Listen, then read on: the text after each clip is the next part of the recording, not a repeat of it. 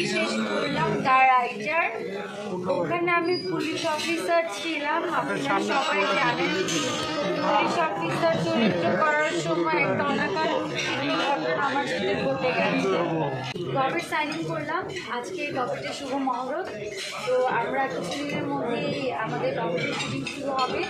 আর government আমি যখন signing করেছিলাম তখন আমার কাছে নামটা খুব ইন্টারেস্টিং লেগেছে, প্লাস এটার যে গল্পটা আছে গল্পটা আমার কাছে খুবই ভালো লেগেছে। তো এই জন্য গভর্নমেন্ট সিনেমাতে আমার যুক্ত হওয়া। এই ছবিতে আমার চরিত্র, আমি একটা সিআইডি অফিসার থাকি একজন। তো তার মধ্যে অনেক কিছু হয়ে যায়। সামনে আমার আরও 4টা ছবি রিলিজের অপেক্ষায়। তার মধ্যে নদী জলে শাপলা ভাসে আমার একটা ছবি সেন্সর হয়ে আছে অনেকদিন ধরে, এটা মুক্তি দেওয়ার জন্য আমরা চেষ্টা করছি। তো এছাড়াও আছে যাযাবর, ভালোবাসি তোমায়, জিরে ক্যাটা, আরও 5-6টা ছবি আছে। 4টা হবে না, আরও বেশি হবে। 24 দিনের রাত আর রানিং 4টা ছবিতে কাজ করছি। তার মধ্যে যাযাবরের শুটিং রানিং করছে, আরও অনেকগুলো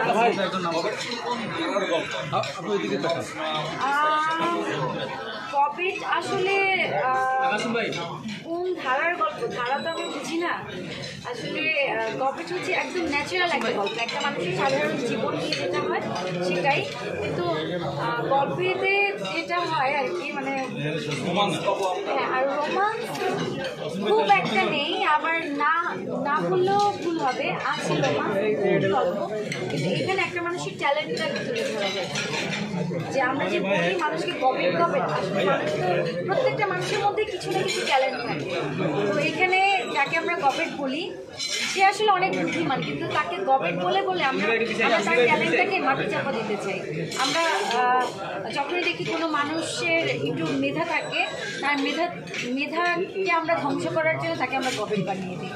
আসলে এরকম একটা সেরকম বর্তমান প্রেক্ষাপটে সিনেমা ক্ষেত্রে নাম একটা বড় ফ্যাক্ট। আমরা দেখছি যে সিনেমাগুলো সাকসেসফুল হচ্ছে, সেক্ষেত্রে নামটাও একটা বিশেষ করে বড় ভূমিকা রাখছে। সেক্ষেত্রে এই ধরনের নাম এই সময়ের জন্য মনে করেন?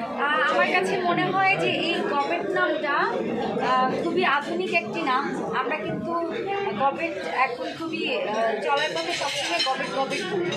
তো গবেট নামটা খুবই আধুনিক একটা নাম, আর এটা এই নামের পিছনে অনেক কিছু লুকানো থাকে।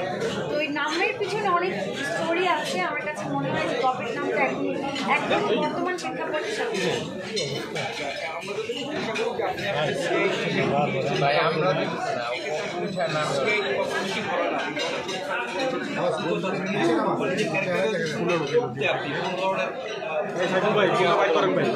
আচ্ছা, আমি কিছুদিন আগে একটা ছবি শেষ করলাম দ্য রাইটার।